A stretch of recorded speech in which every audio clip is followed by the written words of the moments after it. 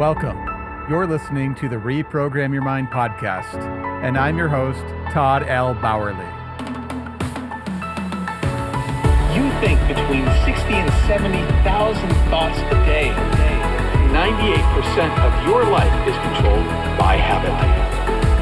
If you want to change your life, you have to start by changing how you think. When you change you, everything in life changes. If we can see it in our mind, we can hold it in our hand.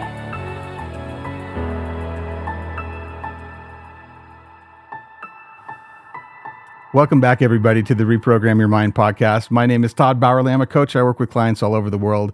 I'm really excited about this episode. As I say in my introduction all the time, the story that we tell ourselves becomes our reality. If we want different results, we need to create a different story and be really committed to telling that story in our minds at all times. This is our first interview episode. I'm excited to bring on Doug Dane here in just a second. And this is the first video episode as well. So the full uncut podcast is going to be up on YouTube for you to check out and watch that replay. So I'm really excited about that. Let me introduce this person though first. When I joined the Proctor Gallagher Institute, I did so to learn from Bob and learn all of those things. And I've talked about that before. And as a part of that family, this man, Doug Dane, was someone that I learned from as a mentor. He helped support us. He supported the top consultants all over the world and has really been a powerful person to listen to. So he's our former executive director at the Proctor Gallagher Institute. But let me read a little bit more about Doug. And we're going to talk about his book that's coming out soon called Mistaken Identity. So Doug is a survivor. He's risen above a past filled with physical, emotional, and sexual abuse and violence, and to experience a life of freedom, health, full relationships, and abundance. As an international keynote speaker and mentor, he has turned his personal experience into a duplicable system to help people discover their true identity and live a life of freedom. Doug spends his days trying to help people feel better about themselves so they can stop hiding and start living. He's on a mission to show people how to let go of the past so they can create a better life for themselves, their families, and for the world. So it really aligns with everything that I've been teaching in my own personal mission as well. So Doug, I am really excited to have you here on the podcast. Welcome today. It's good to see you. Good to see you, Teddy. I'm excited. I'm looking forward to this. This is fun. I love this format. Yeah, this is kind of exciting. So all the new bells and whistles just make it fun. But I just wanted to toast you real quick with my mug here. I don't know if you got yours there. I don't. Mine's I'm in New York. Mine's back home in Toronto. So there's a little story behind this mug that I have here. And if you can see, it's Proctor Gallagher Institute. This is the Inner Circle.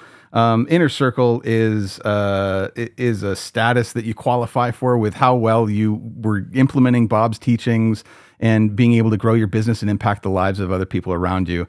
And it was a goal of mine to reach the Inner Circle. And there was a training where I approached Doug, and some of the people that had qualified for Inner Circle had these mugs. And I said, I want one of these mugs, Doug, because I'm going to come back and I'm going to be in the Inner Circle. And Doug, it was funny how you approached me.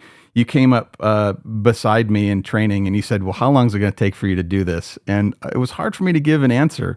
But ultimately, I landed in the Inner Circle and I've kept the mug. So Todd took my mug. Absolutely. Well, you earned it. You earned it in advance. I knew you were going to do it, so I'll just give you the mug. So yeah. Well, I appreciate you, and I always think about that. I always think about you in context with the mug, so I had to bring it out. I would like you to share with us a little bit about your background and your history. Your book, Mistaken Identity, which I've read here, by the way, is fantastic.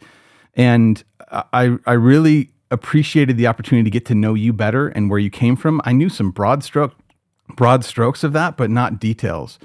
I would love for you to share a little bit about where you came from, because your results are things that I think most people believe they cannot accomplish because they're so trapped in their own story. So why don't you share a little bit about where you came from?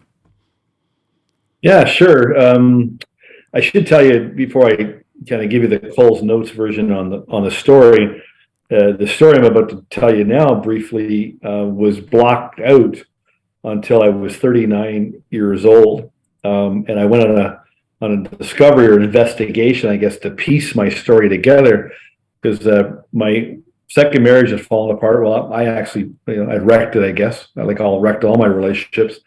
And I went looking for some help. I found a mentor, and through some questions, there was evidence that's, there was something in my story that wasn't adding up, because I was doing pretty well in some areas of my life, at least financially anyway, in business and other areas. But I was really struggling with anxiety, depression, how I felt about myself, toward myself. Anyway, basically what came out was I got dropped into a very violent alcoholic family as a 6-month-old baby. So I got adopted by this family. There was another boy already there, so we became brothers. And for the first 13 years of my life, I was witness to a lot of abuse, a lot of violence. My parents were really violent towards each other. My dad was a philanderer, and and he brought women home, and he took us with us, to see his girlfriends, and he would beat my mom. My mom would beat my dad. We would get punished physically. There was a lot of emotional abuse towards us, and it was a pretty dark time. Police visits were pretty common at our door, and listen, like all children of alcoholic families, there's a number of things that can happen, but one thing happens for sure is you tend to take on a lot of blame and shame and responsibility, and you start building this idea as to what's wrong with you, and having been adopted too, because I knew I was adopted from a very young age, so being adopted, there's all those questions that run through your mind, and so all that's happening. And then of course, my parents weren't capable of loving or loving each other or loving themselves. I went looking for it, just looking for love and validation, approval, because they were too drunk to really parent us at all. And then I got hooked up with a ring of pedophiles. I was 13 years old, and through Boy Scouts and through a Radio Shack electronics store, I got wooed into this ring of pedophiles. It was 4 different men. 23 boys that came out through the investigation. I was 13 years old at the time, and that lasted 2 years. It ended in my kidnapping at 15. And then I arrived home from that, and police detectives landed at my door because they were the guy that had taken me. They were this close to arresting him, and so they interviewed me and left me alone to try to figure it out on my own. My dad wasn't talked to, my brother wasn't spoken to, and I was kind of left to find my way. So then, of course, I turned to drugs and alcohol, and so the physical, sexual, emotional abuse turned into alcohol and drug abuse, and so that made me feel better temporarily. I was able to get some friends because I had drugs, and so that was one way to have people hang around with you. And the more stoned I got, the more paranoid I got, and the worse I felt about myself.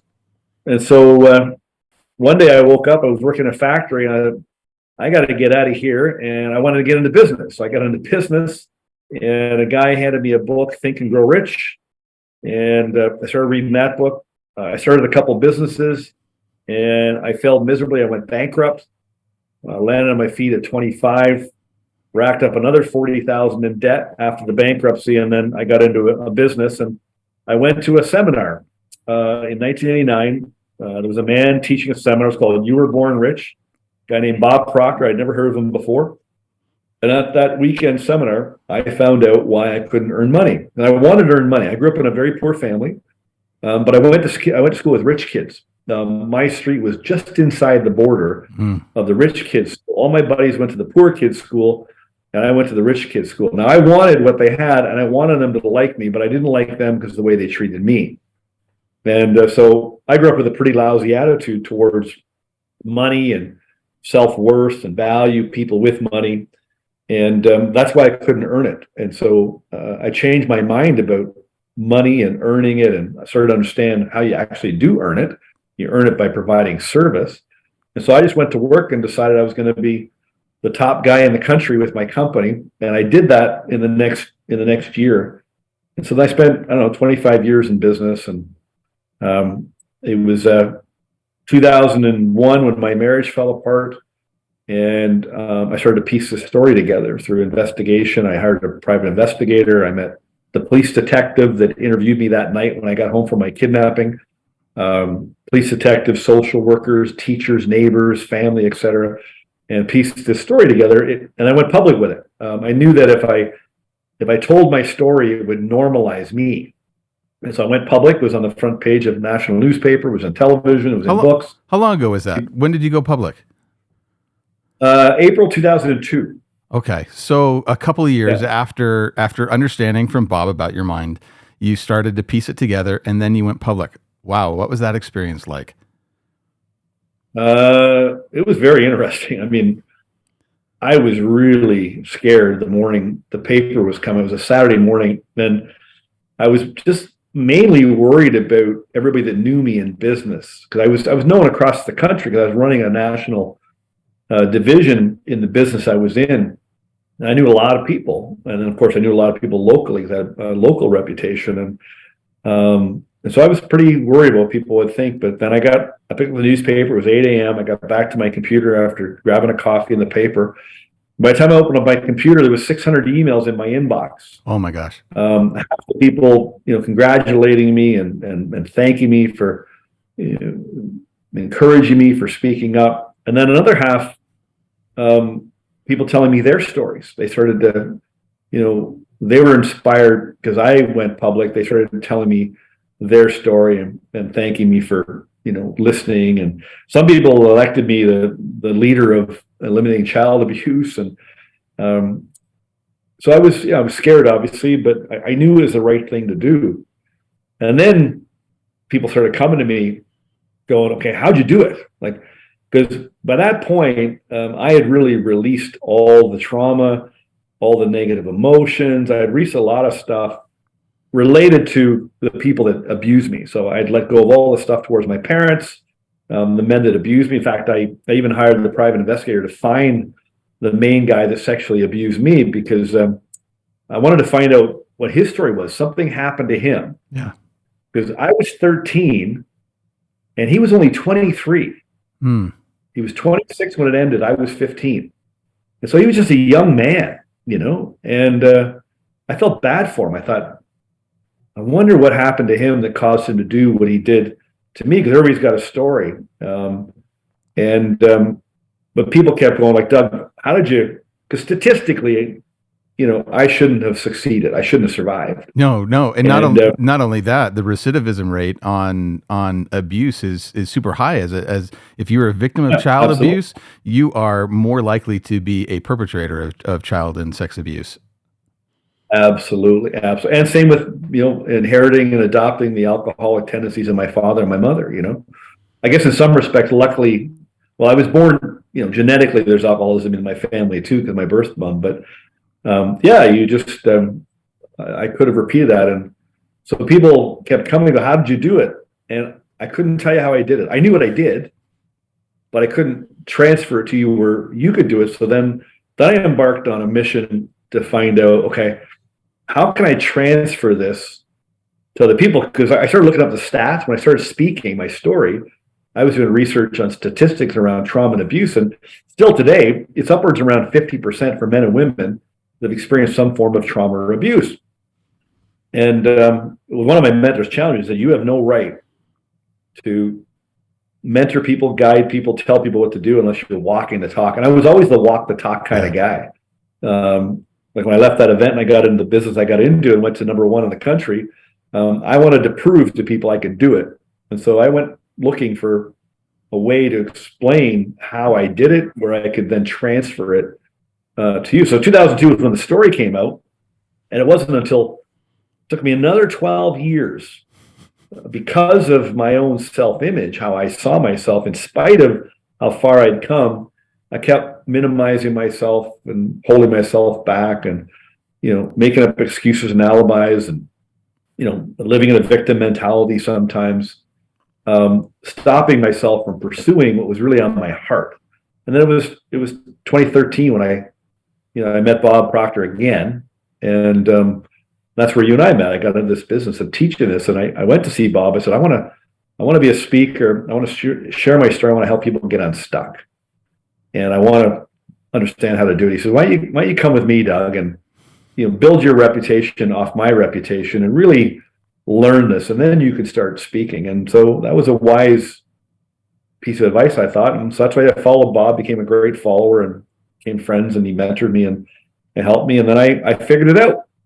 And I realized how freaking simple and easy it is. And it doesn't have to take. We're going to talk about that because I dragged it out, man. I really dragged it out. Well, so that's the other thing is to talk about. You mentioned several things that we could spend hours on each one of them, and I wish we had the time to do that. But this journey of self-healing. I mean, we're 35 years removed from the first You Were Born Rich seminar that you walked into in 1989, right? Is my math correct there? No, not quite. Pretty close. Pretty close. It's pretty darn close. And so you had these few, well, it's not a few years, it's more than a decade of uncovering the story and doing that work yourself to get to a point where you can speak out. And then you still held yourself back, for another dozen years or so. And then, your book is now coming out. When is your book, Mistaken Identity, being released? So it's available now online to pre-order, and it ships, and it'll be in stores April the 4th. April the 4th. So 2023, I think what a lot of people don't realize is that 30 plus years of you unraveling this story, that's a hard 34 years. There's a lot of sleepless nights. There's a lot of looking yourself in the mirror, picking yourself up, finding yourself in a hole again and pulling yourself out. It's not a fast journey. It's one that takes time and dedication. And I think it's really important to share that because it is simple, but we make it hard, right? You said you drug it out for so long. So, well, I'm curious. Do you have other points to share? Because I'm starting to have all kinds of questions to ask. I got lots of points to share. You ask the questions and we'll see where it takes us. Okay, so let's go to, I think, one of the most shocking things that maybe I read in the book. You mentioned it just a little while ago. You hired a private investigator to go find your key abuser. You wanted to hear his story, and you talk about that event. There are so many people that would like to see their abuser punished and not extend forgiveness to them. How in the world do you get to that point where you actually want to understand the person that hurt you so that you can forgive and release them? Or even what you said in the book, how can I help him? How do you get to that point? Right.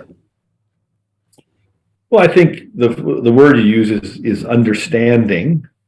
I think I would use words, compassion, grace. Like you said, I could have become him, and it's interesting because whenever I see things in the news and shortly after my story came out, whenever I saw things in the news about abuse, my mind turns to the abuser, not the victim. And I wonder what their story is. I'm more compelled to reach out to the abuser than to the victim, because I think the abuser's in worse shape than the victim. I agree. At that point. I guess I don't know. I guess maybe it's just something in me that wanted to look at this differently. I've always wanted. I'm earnest for understanding. I want to understand, and so I came to an understanding of why this was happening, why people were doing what they're doing, why my parents did what they did to each other and to me. It's a perpetuating generational cycle, and so I guess I was just motivated. Well, I remember this just came as a memory. A bunch of people that saw the article had contacted me. They wanted me to lead the child abuse, movement. And I remember being interviewed by somebody. They asked me about it. I said, "Nah, you know what? I think I'm going to breed it out." And they go, "What do you mean?" And I said, "Well, I figured that if I was a kid that was struggling, I became an adult that struggled, and then I had a daughter, and I potentially could have raised a kid that would struggle. I figure if I can teach adults who are raising children right now to get their act together. So they have a better opportunity to help lead their children, and those children become freer, and then they become parents and they raise children. Maybe I can breed it out, is what I was kind of saying, you know. But I don't know. My heart just goes. I remember shortly after my story came out, there was a young boy, a mom approached me through a reporter at the newspaper where I lived, because she saw the story in the national news, and she reached out. Would you meet with there's a young boy and a mom wants to meet you. He was sexually abused by one of the men that abused you. Mm-hmm. So this guy was back in court, and he was being convicted. He got convicted as a dangerous offender, and the little boy wanted to tell his story.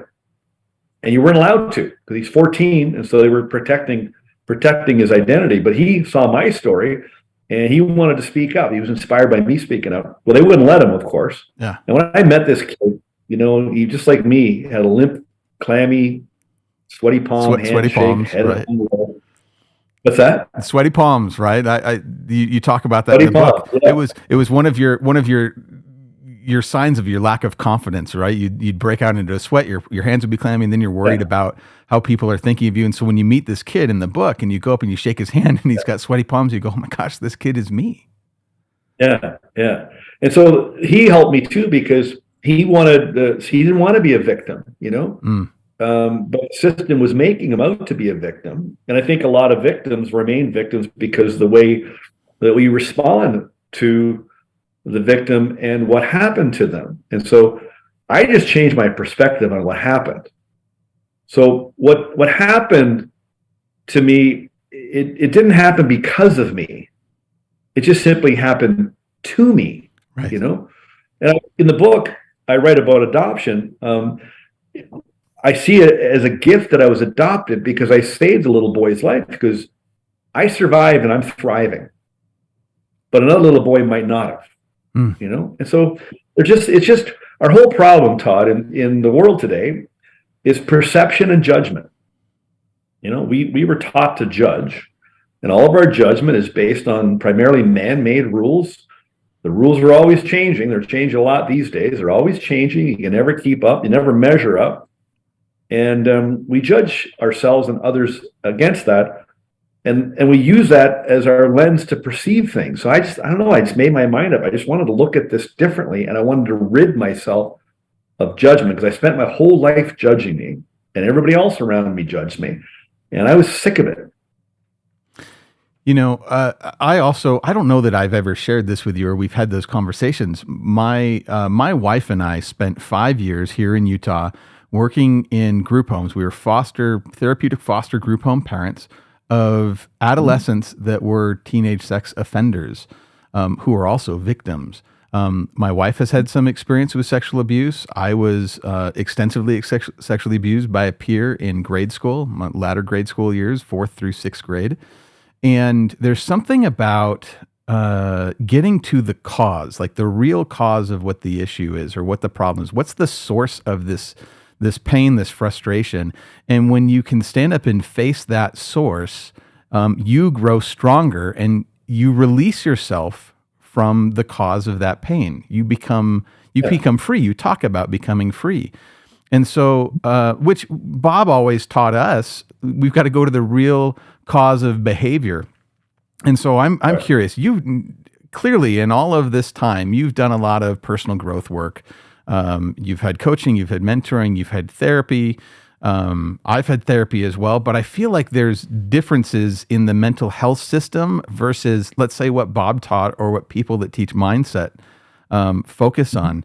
And I'd love, because your mission is to be a disruptor. You want to disrupt some of the broken or unhealthy aspects of our mental health system that perpetuate problems. Like, let's stop it at the source again, right? What is the difference? Because you talk about your therapist, you also talk about interactions with Bob in the book. What do you feel like the difference is between therapy and coaching? And well, for me, at least, the coaching did things, learning about my mind or learning about the stick person, as Bob has demonstrated, that did things for me that therapy couldn't. What's the difference between the two, do you think? And why does one work and one perpetuate problems? I guess I got a few viewpoints on that. So just directly to the question, I think most people don't need therapy. Therapy and medication is it's just the cultural paradigm, at least in North America, of where we turn to when we don't feel good about ourselves or we don't like ourselves. That's the Band-Aid in the cupboard we can reach for really quickly. The Band-Aid. That's all it is. It's not getting to the root cause. And if you go back to when it all kind of began in post-war in the early 50s, when commercialism really took off, that's when conformity started, fear of criticism began, comparing ourselves, yada, yada, yada. And, pills and therapy was kind of that's just where psychology and mental health went. Mm-hmm. Doesn't mean it was the right road, but that's the path it went down. My mom, she was in and out of the hospital at that time when I was young. She was getting shock treatments, When I got returned home from a foster home, I was 11 years old. I spent the summer at a foster home, and my mom had got beaten by my dad. My dad got arrested, and he had to leave the house. My mom had to go in the hospital. She couldn't care for us. Family couldn't take us. So we went to this foster home, and we come home, and my dad quit drinking, never drank again. And my mom, she became very dark and powerful. And, she would beat us and beat my dad. It got really bad, And so I think it's just the way it is, that's just what society does with these problems, and it's getting worse. And so I look at, and I ask this of people I work with. I would ask anybody in the mental health and go, is your way working, yes or no? It's just a yes or no. You can't defend it. Yes or no. And the answer has to be no, because the rate of anxiety, depression, and suicide is on the rise. Okay? If mental health intervention was working, we would see a decrease in people experiencing anxiety and depression, right? Correct. Yeah. And I do believe there is a little bit of an awareness, right? As you start becoming more aware of how many people are suffering from anxiety, people are willing to admit it. But the problem seems to go to an epidemic level. There should be an increase. Oh, now we know this is a problem and we have a solution, so now we're decreasing it. There's no decrease in sight.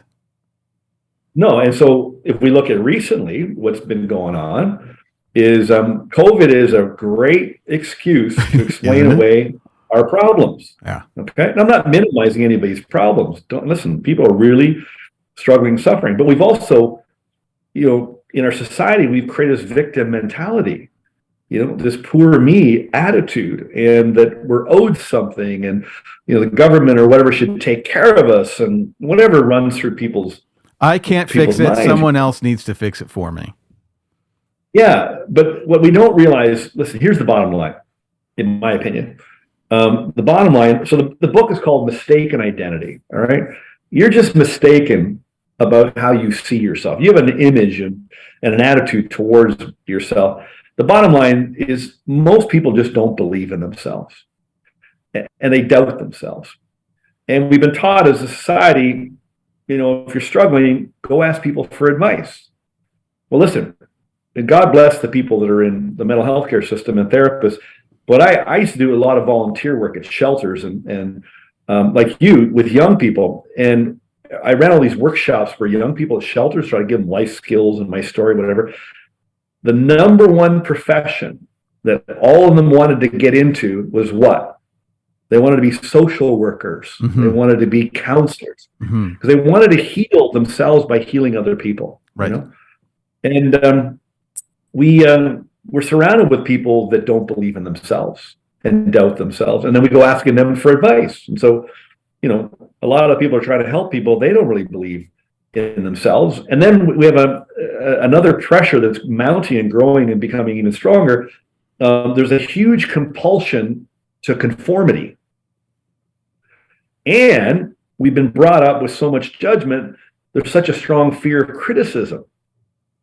And so you're literally stuck in a prison, an emotional prison. it's a case of mistaken identity. The real villain is your conditioning and your upbringing, and now the system that's keeping you stuck. And the key to your freedom lies inside. The key to your freedom is on the inside. Unfortunately, you're living with this cellmate, this false self, this mistaken identity, this alter ego, that he or she keeps telling you stuff about yourself that just ain't true, holding you back from what it is you want to do. And then you don't feel good. We don't like not feeling good. We don't like waking up feeling depressed or tired or lethargic. And what do? Right away we go, what's wrong with me? There's nothing wrong with you. What's wrong is what you believe about you, or what's wrong is your perception and judgment on what's happened to you, or what's wrong with you is just the things that the beliefs and the rules and values that you inherited that you can't live up to. And you're in conflict. You're a walking contradiction. You don't feel good because you can't be yourself, because you're trying to conform and you don't want to be judged and you're worried about what people are going to think. And then you feel like crap, you got anxiety and depression. So you go get some pills and some therapy. And therapy is good for a couple of weeks. You feel better. At least you're talking. That's good. Talking works. You got to get it out. But the problem with therapy is you just keep talking about it. And from a mindset perspective, the way your mind operates properly, we might get into this a little bit, but You've got this mind. It's a machine. It was proven in the 50s. It's a machine. It directs the brain and nervous system. You're the operator of the machine, and you direct it through your thinking, but it's also controlled by a mental program called the image you have of yourself, right? And a couple rules on the machine to operate it properly, so it operates just like a missile or a torpedo, is you cannot worry about the future and you cannot look back on the past. It doesn't work properly if you're doing that. It only operates in the present moment. Where am I now? You have to learn. Just today. Like we hear all about, live in the moment, and Eckhart Tolle wrote a beautiful book called The Power of Now. Yes. It's a beautiful book and it's a nice concept, but people don't live in the moment. They've been taught to worry about their future. That's where anxiety is, just simply worrying about the future. That's all it is. It's dead simple. If you have anxiety, you're worried about the future. And then you live with guilt and shame and resentment. That's because you're looking at the past. And your mind doesn't operate that way. Your mind, it works perfectly if it's in a relaxed state. You're worrying. You're looking backwards. You're definitely not relaxed if you're doing that. No. And so I know that most people that are suffering from anxiety, depression, any sort of mental ailments or mental disease, I believe you hold the cure in your hands. And that cure is being aware of your mind and how it works. Yes. And using it the way that it needs to be used. Yes. To get the result that you want. Yeah, and of course, rid yourself of judgment. Stop judging other people. Stop judging yourself. Rid yourself of judgment and fear of criticism, and just understand why you see yourself the way that you do. Mm-hmm. And then plug into who you really are and muster up the courage to be yourself, because that's a hell of a lot easier than trying to be somebody you're not. Right. And most of us are trying to be somebody we're not because we're locked into a mistaken identity. That's why you feel like crap, because you can't be yourself. Simple, isn't it? It's very simple. You talk about the anxiety of the future, the guilt and shame of the past, and I think this will be the final thing we need to even address with the mental health system. The mental health system seems to be focused on going back into the past, talking about the reasons why you are with such certainty the way that you are. And the more we focus on those reasons and go back, the stronger that story becomes. Whatever we focus on grows and expands. The stronger the story becomes and the stronger the mistaken identity is, because you believe that that's why you are the way you are. And I feel like the mental health, and I've done therapy, and there is benefit to getting it out. And there were some things, it helped really improve my marriage and save my marriage and get it ready to a point where I could care for my wife when she had her her medical issues and her disability that came. It helped heal us to that point. So there's good in therapy, but I feel like it was more focused on finding the blame for why I am the way that I am. And when we blame a story or an event or circumstance for what happens, we give all of our power to that story. We are powerless to change it. And I had this, so the coaching part of it, I had this realization when I was meeting with my first mentor before I ever even heard of Bob. And he talked about how you just haven't learned how to think for yourself. I suddenly realized, like, oh my gosh, you're right. So much of the thought and the story came from my parents, came from my abusers, came from my victimization in the past, that was what was controlling my thinking. And I just was questioning, if I could really think for myself and be responsible for my thinking, I wonder what would happen with my results. And that was the key that pushed me forward, was being responsible for not just my life or not just my family, for what was happening in my mind. No one had ever taught me how to be responsible for my mind, how to take that responsibility and how to use it and exercise it. And that's really the key. You talk about this shift towards being responsible. And I'll share one other insight I had while reading this book over the last couple of weeks here. And you and I have talked about my family, about my father, some of the challenges I've had there as well. I had this awareness when my parents got divorced in 7th grade, that there was some potential in me to live a little bit better life. I had some power, some ability, or some awareness that was unlocked for me that might have been blocked for them. And what's funny is I think with responsibility, at least as kids, to some degree, we feel responsible for our parents. And it's like I took this awareness of this ability to help other people and I directed it backwards towards my parents. I tried to fix my mom. I tried to fix my dad. I tried to fix my brother.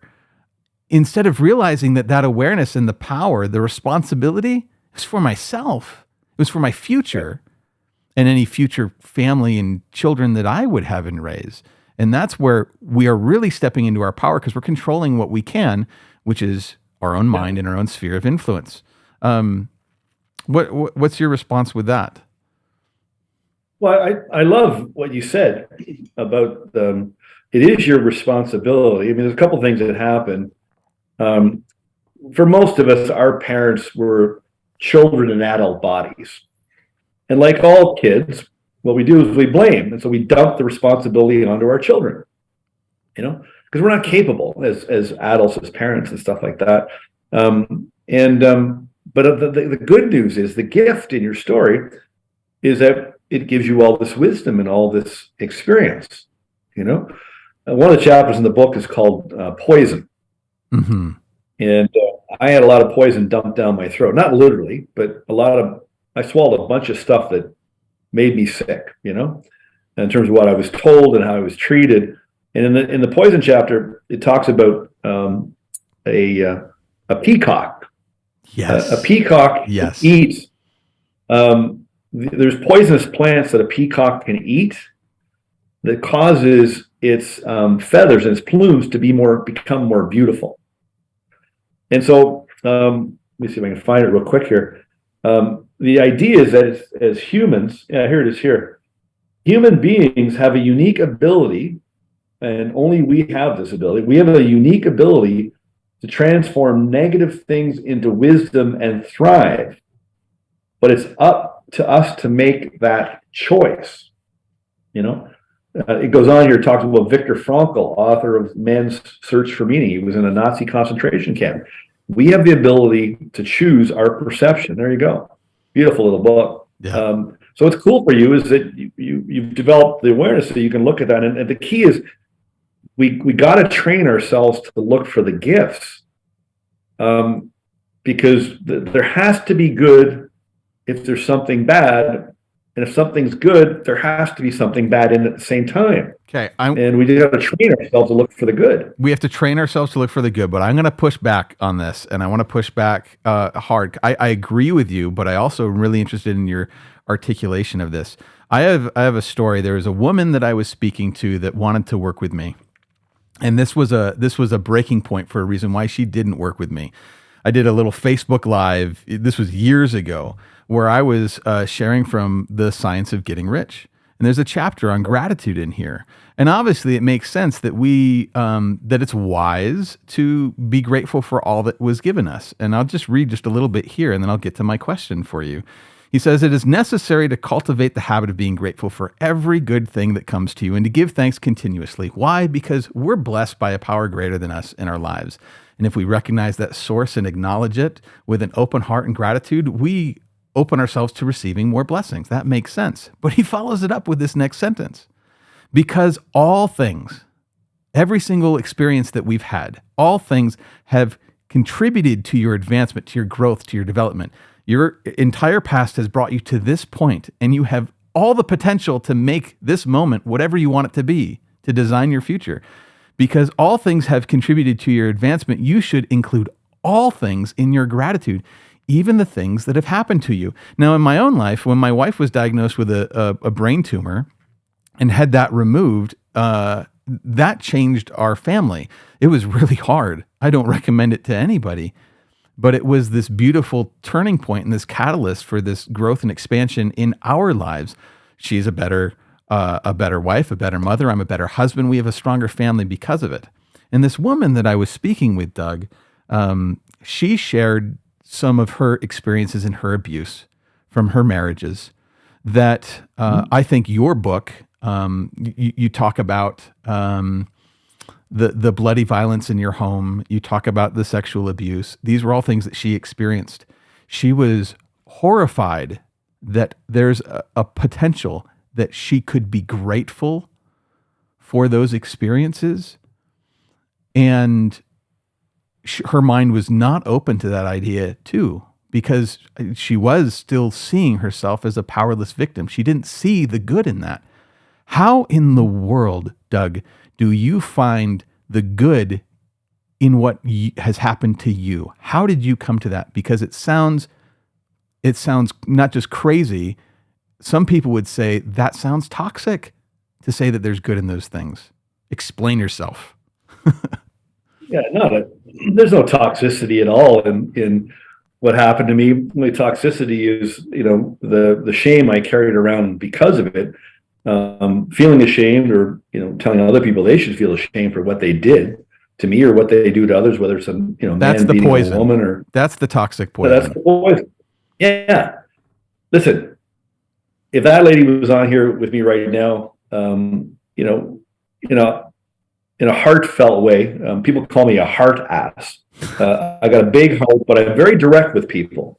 And I hope that she, somewhere in her life, comes to awareness, understanding that what Waddles was talking about and what you were trying to transfer to her, and where Waddles got it from, actually, is absolute truth. She might not be ready for that. She might spend her whole life angry, hurt, scared, whatever it is.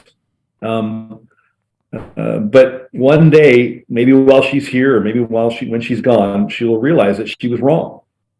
And there is absolute good in that. I mean, if you use me as an example, how does a kid, a poor boy that endured violence, sexual abuse, trauma, quit high school 3 times, never got to grade 10. I did 1 semester of grade 10 English. How is it that I'm able to write a book that's so good? No, let me just go there and say, this book is really good, guys. Like, I share books all the time on this podcast. I read from The Power of Awareness. I've read from The Science of Getting Rich, Think and Grow Rich. I've read from Bob's book, You Were Born Rich. Doug's book, and this is not just BS. This is really good. I keep sending him messages on WhatsApp. Doug, this is really good. Oh, well, thanks, man. This is really good. But your results go beyond that. go beyond the quality of this book, which I would tell everyone to buy and read and judge for yourself. Your results, look, you were a leader in a company with best friends with one of the greatest personal development and teachers on human growth and prosperity in the world, one of the best that ever was. You were more than just an employee with him. He was a friend and mentor to you. You've earned, I don't even know how much money you've earned. You've earned a heck of a lot of money. You've been top in businesses. You have spoken out publicly on the very things that most people in the world are ashamed of and keep secret and locked up. And not only that, you met your abusers with compassion and love. These results are so beyond the normal. So how does someone get those kind of results coming from this background? Let me ask you a question. When you say what you just said about, when you read the book and this compassion, my viewpoint to it, does it move your heart when you hear that and talk about that? 100%. Okay. So would you say that my way was probably on the right track? Absolutely. You would, because it feels right. And so I think what I did is actually normal. I think it's actually abnormal the way that we live and operate. It's abnormal to keep secrets. It's abnormal to lie. It's abnormal to walk around your life with guilt and shame. It's abnormal to worry about the future. When you were a little baby, a little boy, a little girl, you were normal then because you were just playing and creating, and you didn't get up in the morning and go, I wonder how this diaper looks on social media. I mean, you were free, and we got locked into a prison. And that woman, God bless you, you're locked in a prison of your own making. Listen, I'm in Manhattan here, and every morning I go get a coffee. I'm downtown by Central Park. I go get a coffee at Starbucks, and there's on every corner, there's only a couple blocks from the park and Starbucks, and there's 3 or 4 corners I walk by across the street, and there's homeless people. And every day I walk by them. Some days I don't really carry cash, but some days I go get some cash, but I'll buy a coffee or a coffee card or whatever. Their cup has a little bit of money in it and stuff. But every day, hundreds and probably thousands of people walk by them, just pass them by, and nobody's going to help them but themselves. Now there's lots of beautiful people out there trying to help the homeless, and it's a real problem, and that's another mounting problem. But your life will pass by if you don't step up and wake up and take charge of your life. Now, if you want to live like a victim, like I did, live like a victim. There's nothing wrong with that. I don't think you're going to feel very good, and you're going to suffer emotionally and physically, but you got to make a decision that you're going to rise up, and you're going to step up, and you're going to show up. And so I think the route that I took was in pursuit of the truth. I felt people always ask me, how did you survive? And I guess I was pulled. I think I was pulled to figure this all out. I think I was pulled to go through it. I think I was engineered by God to be strong enough to endure the suffering to help other people and motivate and inspire them. They go, if I can do it, you can do it. So I think my path is a normal path. Love, compassion, truth, no judgment. I mean, there's a guy that came here a couple thousand years ago, tried to teach us that, and we still don't get it. We still didn't listen to him. And still didn't listen. And you talked about the power of conformity, which I think if you look at what health is, and what dis-ease is abnormal. It's common. Most people are living in that state of mental, emotional, physical dis-ease. And we feel like we have to do it the way everybody else does. It's that power of conformity. And we've lost what real optimal health is. And so when you say it's up to you to do it, it's up to me to change my life. It's up to you to change your life. Once you're free, you can give that to other people. You've talked about a couple of principles that are, I think, the key of your book. Chapter 1 is stop judging. And I think judging means a lot of different things. We could say that judgment on others is blaming, right? Which is a victim mentality. But from the very first sentence of this chapter, when you stop judging others, you'll stop judging ourselves. You'll stop judging yourself. And that's really the key. It's not about the judgment with external people. It's the judgment that we have on ourselves. So talk to me more about this source of judgment. Well, it's pretty simple. I think everybody will relate to it. I was just, when you were talking earlier, I was looking up a message because a client asked me, what advice do you give to she has a young daughter starting school in times of discouragement. I said, just believe in her and make her feel like you believe in her. She goes, I do believe in her wholeheartedly. I said, all she needs to know is that she can be herself and don't let anybody stick her in a box. She goes, yeah, exactly. Because I see so much of my daughter, me, da, da, da. And I said, remember though, you see her through your eyes, not hers. She goes, what do you mean? I mean, you have an image of her through your lens, your perception, but that doesn't mean you fully know her and who she is. Help her find out who she is. Don't tell her who she is or who she isn't. Mm. So I feel as parents, we have a responsibility. My job, I inherited this concept. Somebody said to me, Doug, your job is to observe your daughter and try to figure out who she is. Don't tell her who she is. Don't force her to make decisions. Don't pass along your judgments and your rules, values, and beliefs. Discover who she is and help her become it. And so when we're little, it's not your parents' fault. They didn't know any better. You arrive, and as soon as you start moving and talking, they start conditioning you. And first off, you become an imitation. You want to be just like them, so you copy what they eat. You copy the way that they talk. You watch your dad shaving. You watch your mom putting makeup on. Whatever. You become an imitation at first, and then once you start moving around, they start imposing rules, values, beliefs. What's right, what's wrong, what's good, what's bad. And you're conditioned that if you're good, you're going to get praise and love and validation. If you're bad, you're going to get punished. In my case, I got hit. And so very early on, we set ourselves up where we start judging ourselves because our parents are judging us. You're such a bad boy. Right. Go clean your room, whatever, right? And so they start judging us. And then we watch them judge other people. Mom's criticizing dad. Dad's criticizing mom. They're criticizing the neighbors. They're criticizing the family. They're talking to you about your sibling, and they're criticizing your brother to you. Everybody's judging everybody, and you're watching it. So what do? You learn to judge yourself, and then you take that on at a very young age. Right? And so it's not your fault. You just learned. You just learned to judge. And so the key, if you just get chapter 1, if you just can form the habit of stop judging other people, automatically through that habit, you'll form the habit where you stop judging yourself. And automatically when other people judge you, you become immune. And I think the pandemic is judgment. Totally. And that's what we need to wrap ourselves up. Because judgment in this sense, what is good, what is bad? Am I good? Am I bad? Is my room clean or unclean? And is that good or is that bad? And I want to avoid all of the bad things because I really want to be good, right? What you just paraphrased in here is, I want to read right from the book. I discovered a cure for self-judgment and fear of criticism. It's a 3-step process. The first step is to stop judging others. The second naturally follows. When you stop judging others, you stop judging yourself. Or you start judging yourself last, at least, right?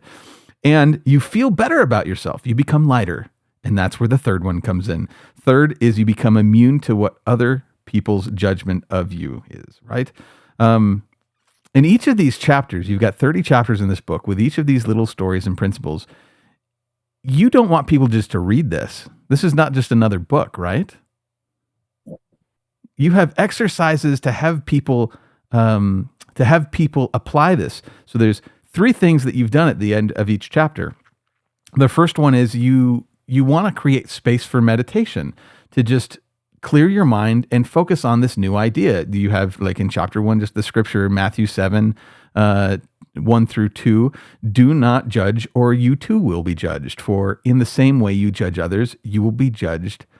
And with that measure you use, it will be measured to you. You know what's funny? After reading your book and actually sitting, I did this meditation. I just thought about this. I wrote this down. I said, I suddenly see the scripture, not as a caution from God of God judging me, like don't judge otherwise God's going to judge you, but of me judging me, of the God within me.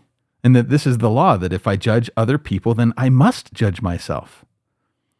So tell me about this meditation, and then I want to talk about your space for insights as well as the action that you take. Well, the idea is, like you said, I didn't want to just write a book for somebody to read. I wanted it to be prescriptive and instructive. You said a manual. I wanted this book is I wanted it's a handbook more than a book. Right. I wanted people to be able to do something and make the changes I was able to make, and so I try to assemble it in a way that's really simple little steps to take each day. So one thing I wanted to do, throughout the book, I meet God. Never met him before, never really spoke to him before, didn't really grow up in church or anything like that. And as I met him and started talking to him and listening to him and, having these things happen where clearly he was talking to me. There's one of the chapters called The Note. I get a note from God. A friend of mine teases me all the time. She goes, I never got a note. God, how come you got a note? And so I wanted people I put a piece of scripture in that relates to the story and the principle the concept I'm trying to change your mind towards. And I want you at least, whether you believe in God or not, I want you to meet him if you're willing, but at the very least, just consider what he's saying about you or to you in the context of the chapter. And so that's the idea behind the scripture. The scripture goes with the chapter. So I just want you to think about it. Just sit with it for a couple of minutes. Think about the chapter, what I said, read the scripture over a few times, and then jot down a couple of key insights in the chapter. And then I have you do an action step. I give you a little exercise, a simple one to take each day. For me, I feel like the meditation is creating space, right? Like to meditate means to become familiar with, right? To become familiar with this idea or this new energy of like non-judgment. And creating that space allows those ideas to work inside of you a little bit. And then the insights, it starts with a question, and all change happens by asking ourselves questions. Well, what did you learn? And I feel like you pulled that from, I know your favorite book, Psycho-Cybernetics, which he does the same thing. He has exercises at the very end. What did you learn? What examples do you have in your life? And so you're asking people to go back and rethink through, like, did I learn anything? Did I learn something about myself? I mean, there's no guidelines to it. And I feel like most of the time we don't ask ourselves questions and really analyze ideas, right? And you're creating space to do that. Why is that so important to really analyze how we're thinking and are we really living with these principles? Well, a couple things. So to your point earlier, you need to experience the book, right? You don't just read the book. And so even if you're listening now, and I don't care what you think of me, but I know if you're listening or watching right now, what we're talking about is resonating with you. And it's not my truth. I'm not making this up. I'm just passing along truth. People go, man, that really resonates with me. Because it has to. It resonates with you. It must be true. And so the chapter, the story, the concept, what it does, it opens your mind to considering a change of mind. Right. And it resonates with you because it's true. So in that moment is when we want to make the change. And so you do need to sit for a few minutes and just the key is just let some ideas come to you. And then the exercise gets you to actually to apply it so you can lock it in. We got to make the change when it resonates with us, not procrastinate and come back to it later, because the mistaken identity will take hold again. The ego will take hold again. You probably forget what was in the chapter. And so that's why you're enjoying the book so much, Todd, because it resonates with you because it's true. And then you're considering it, you're meditating, you're asking. I am asking you questions. Imagine, Todd, if I sat down with you and I was really struggling, we met for a coffee. So, Todd, I really got to ask you a question. I really need your help. And you go, okay. And because I know you're earnest to help people. And what I do is I ask you a question. It's not a great question. It's kind of vague, kind of negative, but I ask you a question. And just when you're about to answer, I get up and I leave the coffee shop.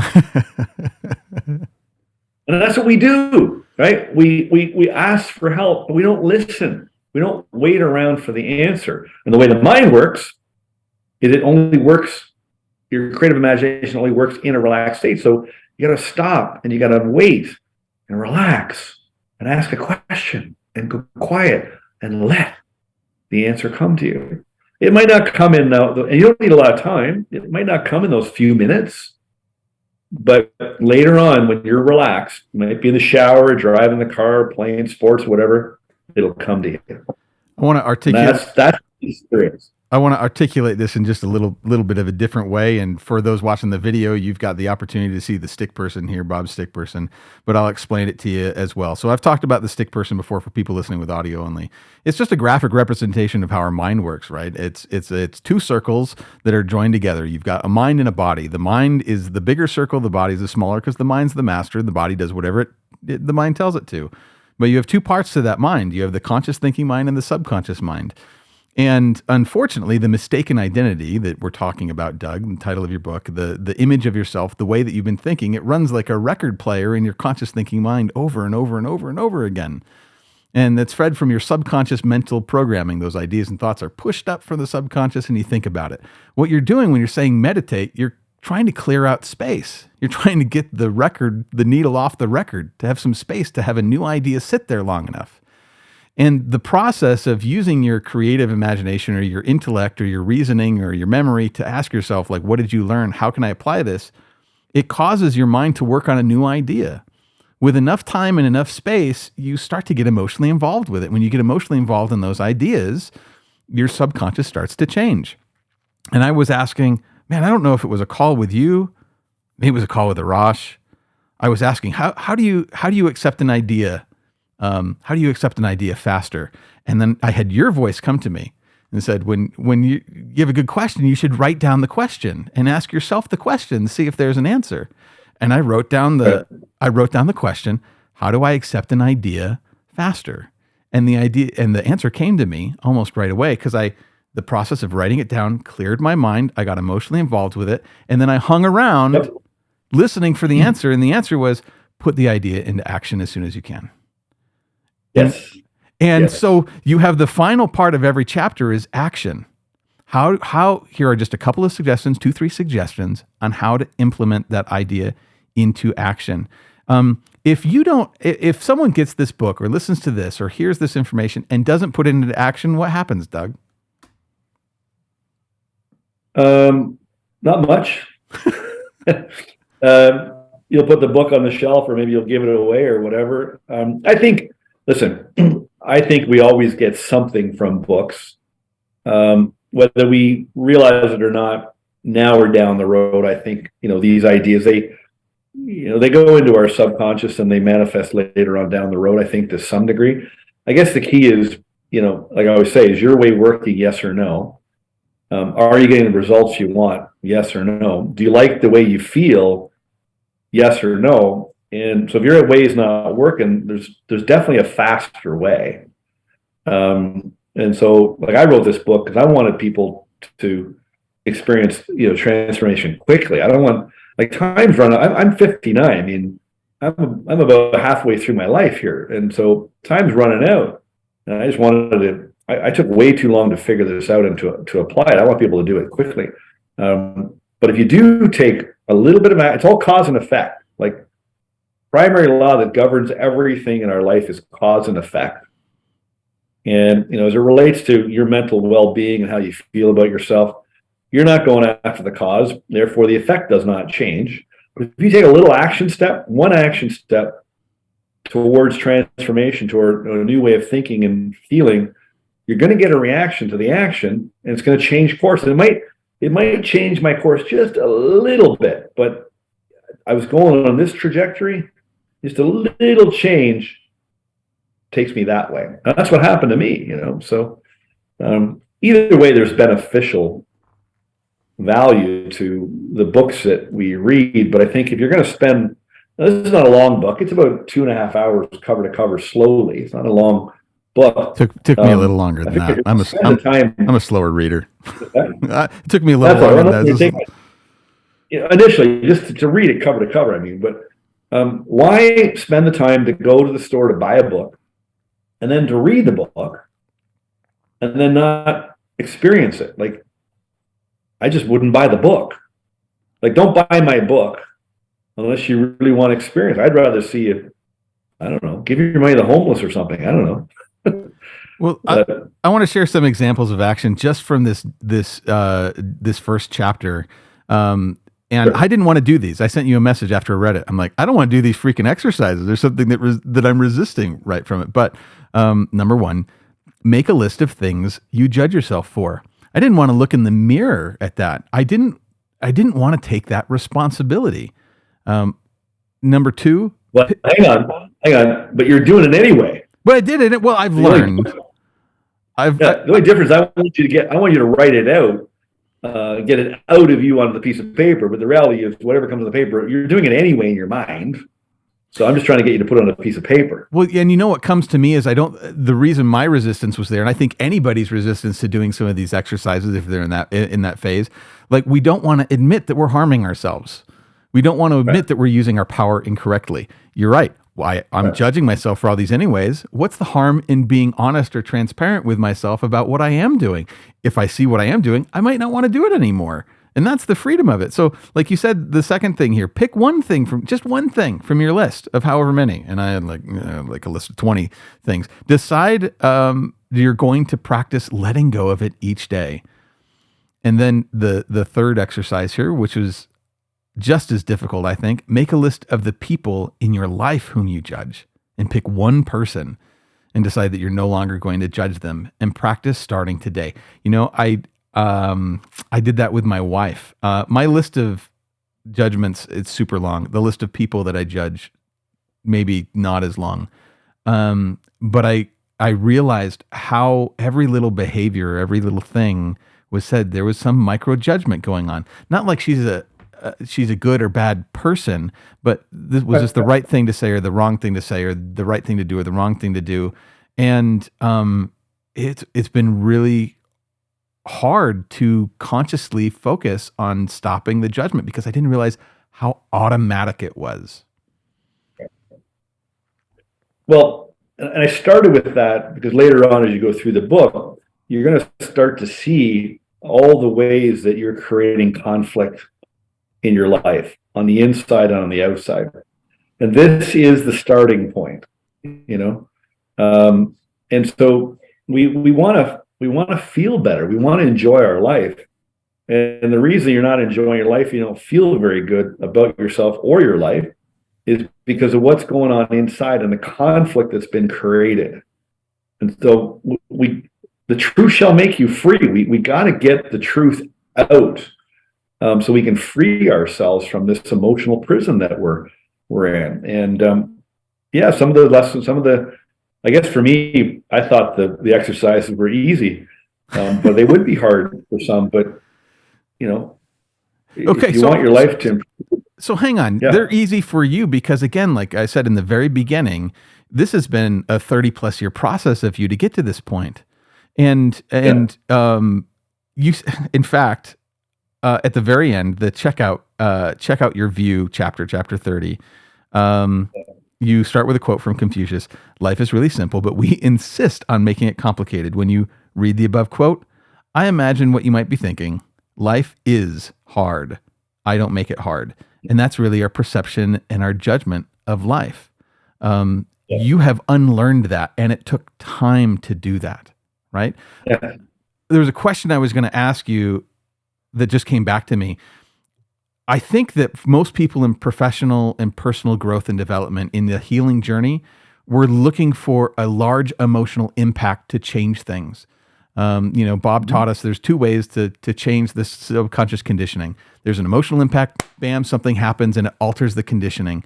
Most of those things are negative. All of your trauma and abuse, emotional impacts. The only other way is the constant repetition of a new idea over time. We're looking for an emotional impact that's going to change everything, so I can wake up tomorrow and I'll be a millionaire, or I'll have a happy relationship, or I'll start a business, or whatever it is.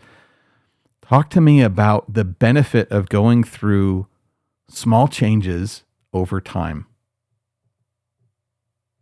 Well, it's like anything. I mean, it's just like going to the gym. You know, if I go twice a week, or 3 times a week, or 4 times a week, or twice a day, 3 times a week, the more I strengthen, my muscles, the better I'm going to feel, the better I'm going to look. So this idea behind repetition of these ideas is beneficent, obviously. What I'm trying to do with this book is I'm trying to clear out all the noise and all the clutter and all the stuff that we've been taught, and try to get down to just brass tacks here. If you just focus on these things, you can clear the way a hell of a lot sooner than what I did. It was very foggy for me. It was very distorted for me. Of course, because of that, I went down a lot of the wrong roads and stuff. I'm just trying to make this really, really simple, because life is actually very, very simple. Bob kept saying, "It was Doug, just let it go." I go, "It's not that simple." "Okay, Doug." One of my chapters talks about that story with Bob. Yep. Kept telling Doug, "Let it go." "Okay, Bob." And I couldn't let it go. I wasn't willing to let it go. Because if Bob knew everything about you, he would agree with you that it's really hard and that you can't just let it go, right? That's the power our story has. I think that's our justification. Yeah.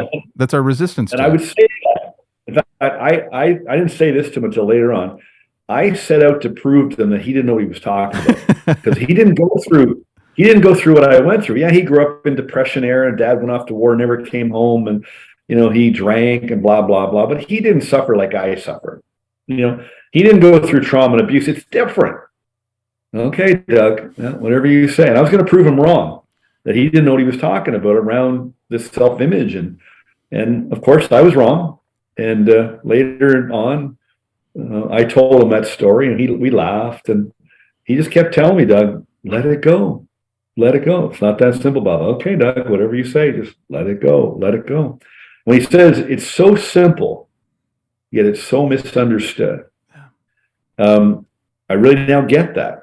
So I try to make this so simple that it's easy to understand and accept. What I'm trying to do in this book is I'm trying to use my story to gain leverage, to open your mind, connect to your heart, and then try to change your mind on how you view yourself in the world and what you believe, and then get you to take an action step so you get a reaction which goes, I'm on the right track.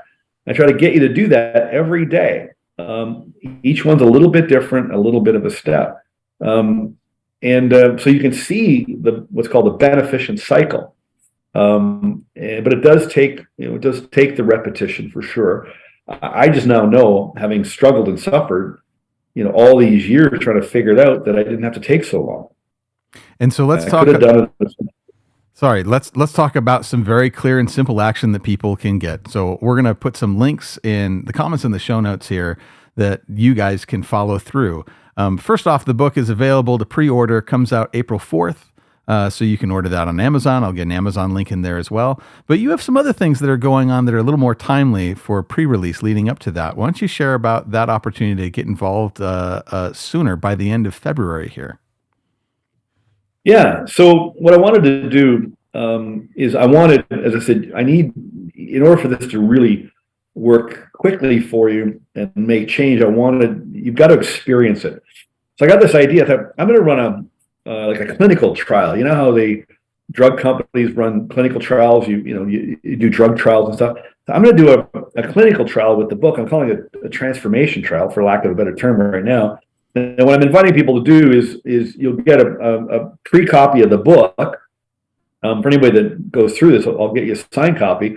But you can read the book in advance like Todd has, and then over 40 days or so, there's 30 chapters and there's an action step each day, but over 30 or 40 days, I'll be with you the whole way, and I'll explain each chapter and the exercise and be guiding you through the book. And then your deal is that you report back your experiences, your transformations, your ahas, collect some data, both anecdotal and tangible, where other people can see those, where they get the belief that maybe it could work for me too.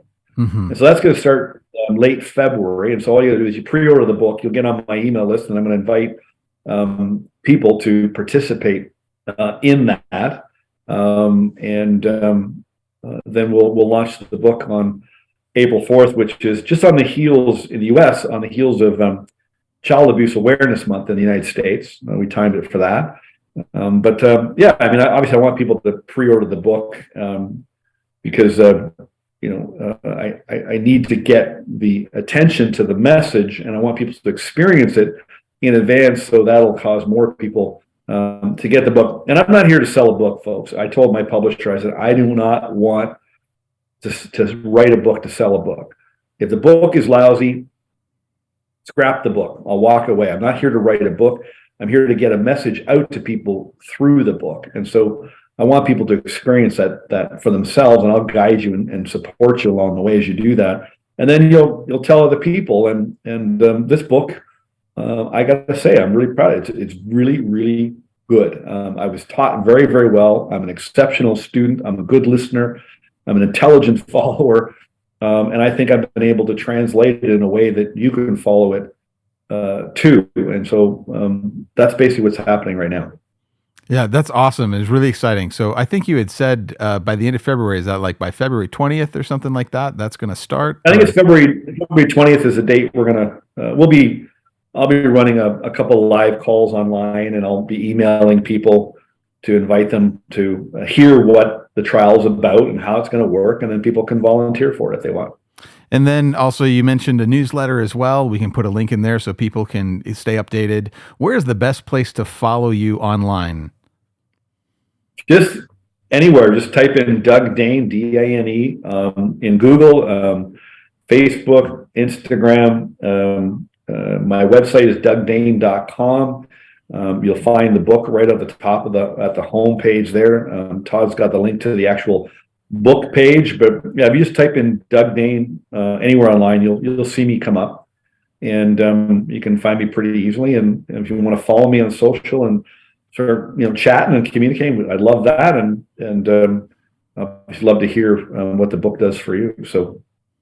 And Bob Proctor always taught us that there's two kinds of income that we get out of this work. There's obviously material, and you said that you're not here to sell the book, but the second income, the more powerful, the one that I think drives most people that want to be social workers or help other people, is the psychic income, seeing the transformation in other people, and that's what really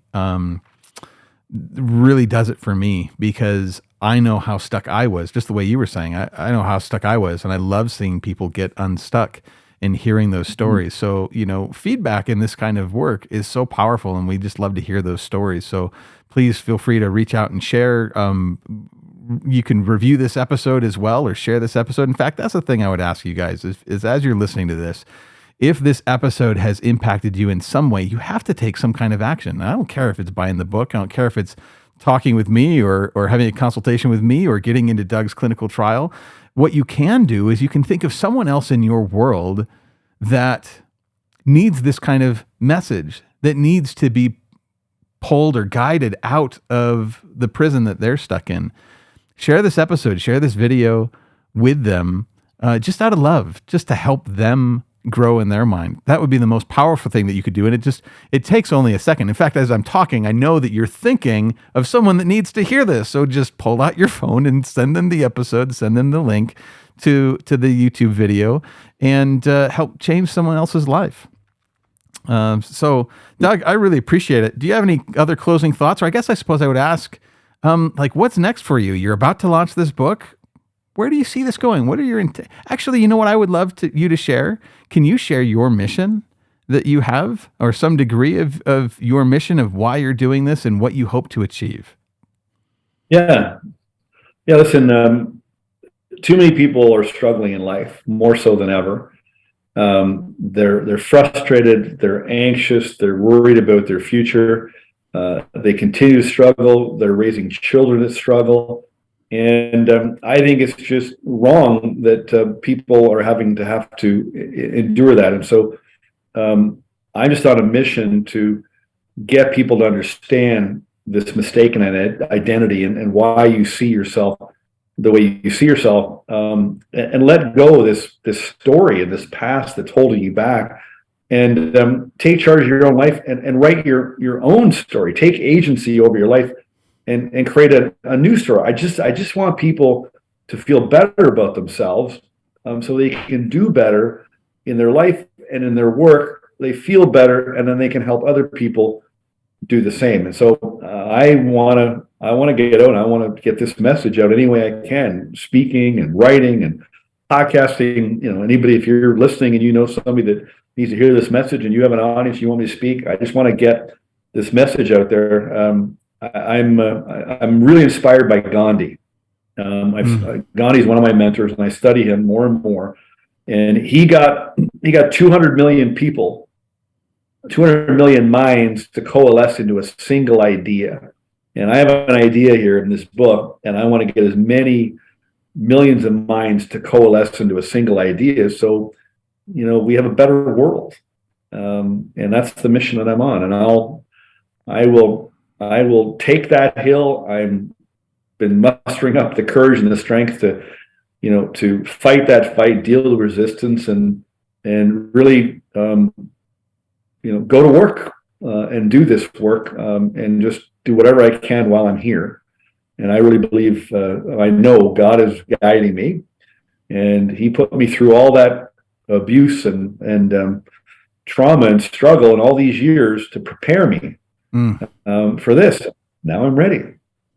You also had said that this is the first of many books that you hope, because the message doesn't end here. This is the starting point, right? To shed ourselves of that mistaken identity. Yeah. First thing, we got to get this straight first. And then, I've got a lot of books in me. So awesome. Well, Doug, thank you. I really appreciate it. I'll chat with you here in just a second. Let me wrap up. I just want to thank you for coming. Thanks for sharing the book. It's really powerful. All of you guys definitely check out this book, follow those links, follow Doug. If you feel compelled to get involved in this clinical study, you don't have much time here. February 20th is going to be around the corner, especially after this episode is released. As always, thanks for tuning in to this episode of the Reprogram Your Mind podcast. Don't forget to subscribe. If you can review this on whatever platform you're listening to, that would be fantastic, because that just helps get this message out to everybody. In future episodes, we're going to be doing more interviews with people, and I'm going to share more ideas. I have a lot of creative things this year to help you. If you've been listening for a while or following me on TikTok, I would love to have you reach out and have a conversation with me about how I can help guide you forward too. And of course, use the show notes to find Doug and purchase this book, Mistaken Identity, and take action in your life. Do something different. That's the only way you're ever going to change. The core message of this, of Reprogram Your Mind, is that the story that you tell yourself and believe becomes your reality. If you want to change your results, if you want to have a different reality, you have to change a different story. And it comes down to the truth that I always leave you with, is that we become what you think about. And so do you.